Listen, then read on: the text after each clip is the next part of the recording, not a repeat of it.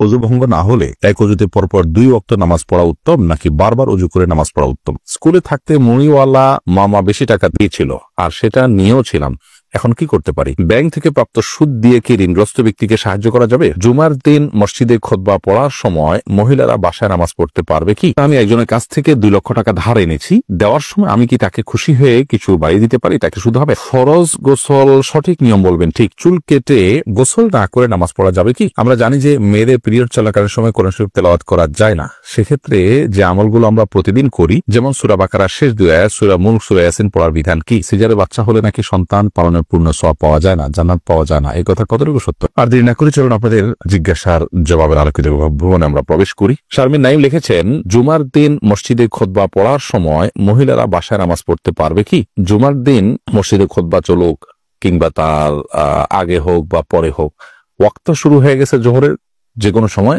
মায়েরা বাসায় নামাজ পড়তে পারবেন। খুতবার সময় নামাজ পড়া যাবে না মহিলার জন্য বাসায়, এমন কোনো কথা নেই। হ্যাঁ, খুতবার সময় মসজিদে যারা আছেন তারা খুতবার শুনবেন, তারা নামাজ পড়বেন না, কিন্তু বাসা বাড়িতে আছেন, মাইকে হয়তো শোনা যাচ্ছে, তাদের জন্য খুতবা শোনা ওয়াজিব নয়, কারণ তারা এই জমাতে শামিল হননি, যার কারণে তারা এরপর নামাজ পড়তে পারবেন। এরপরে আয়ান ইসলাম আপনি লিখেছেন, আমি একজনের কাছ থেকে 2 লক্ষ টাকা ধার এনেছি, দেওয়ার সময় আমি কি তাকে খুশি হয়ে কিছু বাড়িয়ে দিতে পারি? তাকে শুধু হবে না, এটা শুধু হবে না, বরং একটা হাদিস দ্বারা এটাকে অনুমোদন করা হয়েছে। একটা হাদিসে নবী করিম সাল্লাল্লাহু আলাইহি ওয়াসাল্লাম এর জন্য নির্দেশনাও দিয়েছেন, কারদে হাসানা, কেউ আপনাকে দিয়েছেন লোন, আপনি পরিশোধ করার সময় আপনার নিজে থেকে কিছু বাড়িয়ে তাকে দিলেন, এটা জায়েজ আছে। তিনি এটার জন্য কোনো আশা করলেন না, অর্থাৎ তিনি পাবেন কি পাবেন না গুনাহ করে তার হয়তো মাথায়ও নেই, তিনি জাস্ট মূলটা পাবেন সে আশাই তার আছে। আপনিও দিবেন আগে থেকে এরকম কোনো চুক্তি তার সাথে করেননি, জাস্ট দেওয়ার সময় আপনি একটু বাড়িয়ে দিলেন, এটা কিন্তু সুদের অন্তর্ভুক্ত হবে না, এটা জায়েজ হবে ইনশাআল্লাহ বিইذনিল্লাহ। পপি ইসলাম আপনি লিখেছেন, সিজারে বাচ্চা হলে নাকি সন্তান পালনের পূর্ণ সওয়াব পাওয়া যায় না, জান্নাত পাওয়া যায় না, এই কথা কতটুকু সত্য? না, এরকম কোনো কথা হাদিসে বলা হয় না যে সিজার হলে হবে না অন্যটা হলে হবে, এরকম কোনো পার্থক্য হাদিসে করেনি, আমরা কিভাবে সেটা করব? ফাতিহুল আল আমিন আপনি লিখেছেন, ঘরে বা অফিসে জামাতে নামাজ আদায় করার সময় কি আজান দেয়া লাগবে? যদি আপনি পৃথক কোনো জায়গায় জামাতের অ্যারেঞ্জ করেন এবং সেখানে আপনি নিয়মিত জামাত করেন, আপনার সেটা মূল কোথাও জামাত হয়েছে তার থেকে অনেক দূরে, তাহলে সেক্ষেত্রে আপনি আজান দিবেন। আর যদি এমন হয় যে আপনি হঠাৎ করে এখন জামাতে শামিল হতে হচ্ছে, তাহলে আপনি একামত দিয়ে সেখানে জামাত করে ফেলবেন। নুরুসভা যিনি আপনি ইসলামী প্রশ্নোত্তর পেয়েছি আমাদের, সেখানে আপনি প্রশ্ন করেছেন, আমরা জানি যে মেয়েদের পিরিয়ড চলাকালীন সময় কোরআন শরীফ তেলাওয়াত করা যায় না, সেক্ষেত্রে যে আমলগুলো আমরা প্রতিদিন করি, যেমন সূরা বাকারার শেষ 2 আয়াত, সূরা মুলক, সূরা ইয়াসিন পড়ার বিধান কি? যদি দোয়ামূলক হয় তাহলে সেক্ষেত্রে সেগুলো আপনি করতে পারেন। আল্লাহর কাছে প্রার্থনামূলক কোনো আয়াত আছে সকাল সন্ধ্যায়, এগুলোর মাধ্যমে আল্লাহ কাছে প্রার্থনা করা হয় বা জাস্ট আমল হিসাবে করেছেন, সেটা ঠিক আছে। তিলাওয়াত আলাদা করে শুধু কোরআন তিলাওয়াত পাঠ যেটাকে বলা হয়, সেটা পিরিয়ড চলাকালীন সময় করা যাবে না, এটাই জমহুর উলামাদের মত। যদিও বিন বাজ রাহিমাহুল্লাহ সহ সমকালীন যুগের অনেক উলামা ইকরাম, সৌদি আরবের উলামা ইকরামদের অনেকে জায়েজ বলেছেন, কিন্তু জমহুর বা সংখ্যাগরিষ্ঠদের মত হলো যে পিরিয়ড চলাকালীন সময় কোরআন কারীমের তেলাওয়াত জায়েজ নয়। তাহলে দোয়ামূলক যেগুলো আছে বা বিভিন্ন সময় বিভিন্ন আয়াত পাঠের যে নির্দেশনা আছে ওয়াজিফা হিসাবে, আমল হিসাবে, সেটা আপনি করতে পারেন, কিন্তু তেলাওয়াত আপনি করবেন না। আর সাদুজ্জামান আপনি লিখেছেন, চুল কেটে গোসল না করে নামাজ পড়া যাবে কি? চুল কাটার পর যদি আপনি গোসল না করেন তারপর নামাজ পড়তে পারেন, কারণ চুল কাটার পরে গোসল ফরজ হয় না। তবে হ্যাঁ, চুল কাটার পর চুল পড়তে পারে, বিশেষ করে মসজিদে যখন যাবেন মসজিদ নোংরা হতে পারে, সেজন্য আপনি যদি ভালো করে পরিষ্কার করেন মাথাকে, যে কোনো চুল পড়বে না, ঝরবে না, 1-2টা পড়তে পারে কিন্তু নর্মালি কোনো চুল পড়বে না, এরকম যদি আপনি সেটাকে ভালো করে ঝেড়ে নিতে পারেন, তাহলে আপনি গোসল করা ছাড়াও নামাজ পড়তে পারেন। বিশেষ করে অনেক সময় দেখা যায় চুল কাটার পরে এখন আমি গোসল করতে গেলে জামাত ছুটে যাবে, তাহলে আপনি জামাতকে অগ্রাধিকার দিয়ে গোসলকে বিলম্ব করবেন। চুল কাটলেই গোসল করতে হবে এমনটি বাধ্যতামূলক নয়, তবে আল্লাহর ঘর যাতে নোংরা না হয় সে দায়িত্ব আপনাকে নিতে হবে, অন্যথায় গোসল করে পুরো ফ্রেশ হয়ে তারপরে যাবেন। এমডি আলামিন হোসেন লিখেছেন, ফরজ গোসল সঠিক নিয়ম বলবেন ঠিক। ফরজ গোসলের সঠিক নিয়ম হলো শরীর বা কাপড়ের কোথাও নাপাক থাকলে সেই জায়গাটা আগে ধুয়ে ফেলতে হবে, এরপরে আপনি হাত ধোবেন কবজি পর্যন্ত 3 বার, এরপরে কুলি করবেন গড়গড়া করে, এরপরে নাকে পানি দিবেন ভালো করে, তারপরে মুখ ধোবেন, হাত ধোবেন, এরপরে পুরো শরীরে পানি ঢেলে গোসল করবেন, আসার সময় 2 পাও ধুয়ে বের হয়ে চলে আসবেন। এটাই ফরজ গোসলের সুন্নাহসম্মত পদ্ধতি। এরপরে অনামিকা আজাদ লিখেছেন, আমার মেয়ের দেনমোহরের টাকা আমার বাবা শোধ না করে মারা গেছেন, ইতিমধ্যে আমার মাও মারা গেছেন, এখন আমাদের কিছু করণীয় আছে কি? আপনার মায়ের দেনমোহরের টাকা আপনার বাবা পরিশোধ করা ছাড়া মারা গেছে, আপনার বাবার তরফ থেকে আপনার মায়ের সব পৌঁছানোর জন্য, মানে আপনার বাবা আপনার মার পক্ষে দান করলে যেরকম হতো, আপনার বাবার পক্ষ থেকে দান করবেন আপনার মায়ের জন্য, এটা আপনারা করতে পারেন।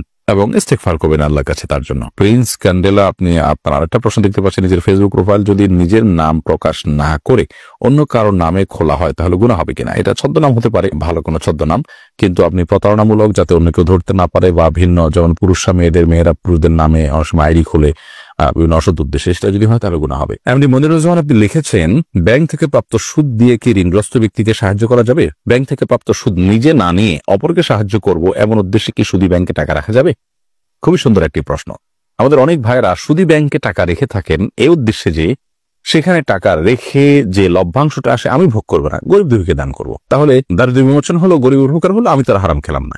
এটি সম্পূর্ণ ভুল একটি পন্থা। কারণ আল্লাহ রাব্বুল আলামিন রিবাকে হারাম করেছেন। আল্লাহ বলেছেন আহাল্লাল্লাহুল বায়' ওয়া হাররামার রিবা, আর আল্লাহ তাআলা রিবা বা সুদকে হারাম করেছেন।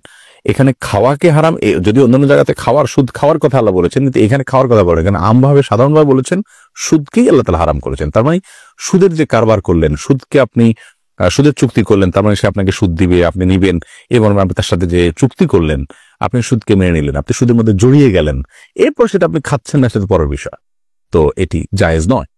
যদি ব্যাপারটা এরকম হতো যে আপনি আগে জড়িয়ে গেছেন, এখন বের হয়ে আসার জন্য আপনাকে সময় নিতে হচ্ছে, আগে থেকে চুক্তি ছিল, সেই অনুযায়ী আপনার কাছে ইন্টারেস্ট চলে আসছে, সুদ চলে আসছে, এখন সেটা কি করবেন?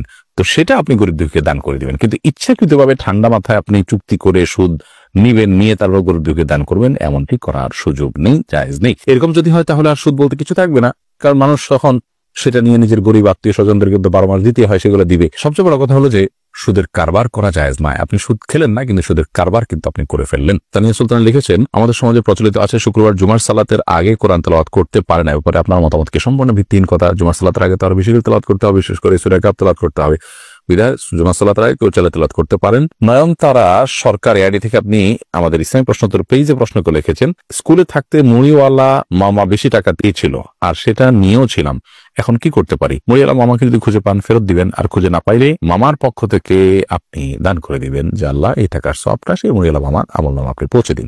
অজু ভঙ্গ না হলে এক অজুতে পরপর 2 ওয়াক্ত নামাজ পড়া উত্তম নাকি বারবার অজু করে নামাজ পড়া উত্তম? বিশেষত শীতকালে প্রশ্নের প্রাসঙ্গিকতা বেশি। খুবই সুন্দর প্রশ্ন। অজু প্রত্যেক ফরজ সালাতের জন্য আলাদা আলাদা করে করাটা অধিকতর উত্তম এবং সুন্নাহ। কারণ নবী করিম সাল্লাল্লাহু আলাইহি ওয়াসাল্লাম সাধারণত প্রত্যেক ওয়াক্তের জন্য আলাদা আলাদা করে উযু করতেন, এবং ওই ওয়াক্ত সালাতের জন্য আপনার আন্তরিকতা, আপনার বিশেষ মনোযোগ, আপনার বিশেষ প্রস্তুতি আছে, এই বিষয়টিকে প্রমাণ করবে আপনার পৃথকভাবে এর জন্য অজু করে প্রস্তুতি গ্রহণ করার মাধ্যমে। যার কারণে প্রত্যেক নামাজের জন্য আলাদা করে উযু করাটা উত্তম। তবে এক উযুতে একাধিক ওয়াক্ত সালাত কেউ পড়তে চাইলে সেটাও জায়েজ আছে। নবী করিম সাল্লাল্লাহু আলাইহি ওয়াসাল্লাম সেটিও করেছেন, বুখারীর এক হাদিস থেকে বোঝা যায়।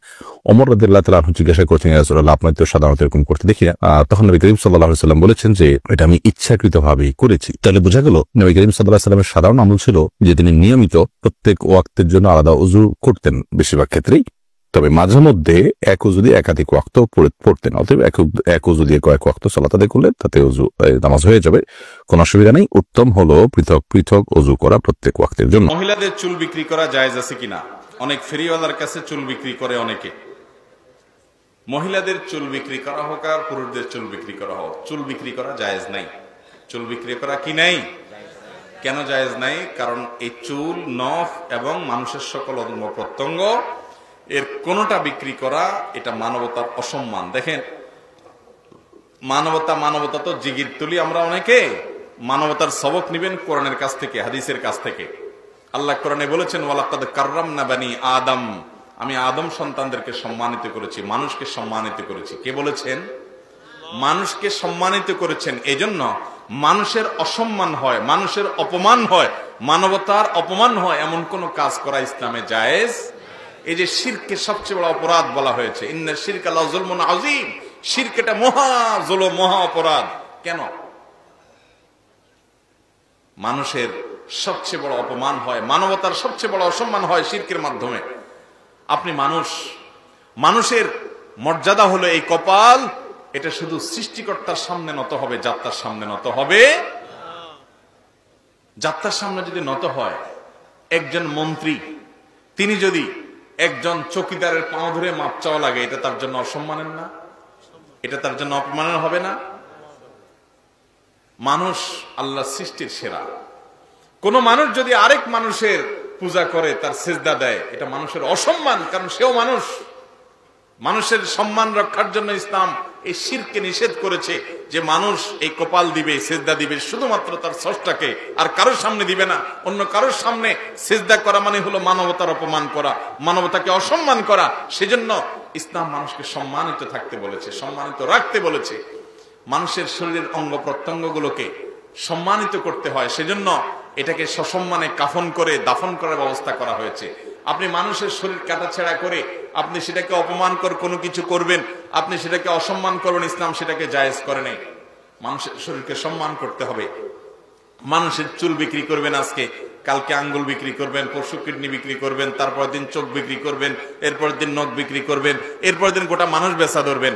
মানুষের কোনো কিছু বিক্রি করা জায়েজ, এটা মানুষের অসম্মান, এটা মানুষের কি অসম্মান। এই জন্য মানুষের চুল বিক্রি করা জায়েজ না। এখন কথা হলো, মানুষের মাথায় অনেকের চুল স্থাপন করতে হয়, প্রতিস্থাপন করতে হয়। যদি কেউ চুল পড়ে যায়, সে আপনার আলগা চুল লাগায়া সুস্থ থাকার চেষ্টা করে, সেটা জায়েজ নাই শরীয়তে। কিন্তু কারোর হয়তো অসুস্থতার কারণে কোন এক জায়গায় চুল নাই, অসুস্থতার কারণে নাই, সেখানে প্রতিস্থাপন করতে হলো, তো সেই প্রয়োজনীয় চুল কেনা বেচা করা কোন অবস্থাতে জায়েজ নাই। বরং পর চুলা আলগা চুল যদি লাগান, আপনার মাথা চুল একটাও নাই, আপনি নিজে চুল আলা সাধছেন, এটা প্রতারণা, আল্লাহ সৃষ্টিতে পরিবর্তন, এটা জায়েজ নাই। বিশেষ বিশেষ কিছু কিছু ক্ষেত্রে, খুব এক্সক্লুসিভ কিছু ক্ষেত্রে হয়তো এটা প্রতিস্থাপন জায়েজ হতে পারে, সেটা শর্ত সাপেক্ষে, কিন্তু তার জন্য মানুষের চুল কেনা বেচা করা জায়েজ নাই। সেজন্য কেউ কাউকে এক অঙ্গ দান করতে পারে। এই যে কিডনি, অনেক সময় দেখা যায় একজনের কিডনি শেষ হয়ে গেছে, দুইটাই ফেল হয়ে গেছে, তো আরেকজনের কিডনি দান করেন। যদি ম্যাচ করে তাহলে কিডনি দান করা জায়েজ আছে, রক্ত দান করা জায়েজ আছে, কিন্তু বিক্রি করা জায়েজ। ই আমানত চন্দ রোজে নজদে মাস্ত, দার হাকিকত মালিকে হর শাই আল্লাহ। আর এগুলোর সব তো আমাদের কাছে আমানত, এগুলোর মালিক কে? মূলত আল্লাহ। অতএব এগুলো বিক্রি করা জায়েজ না।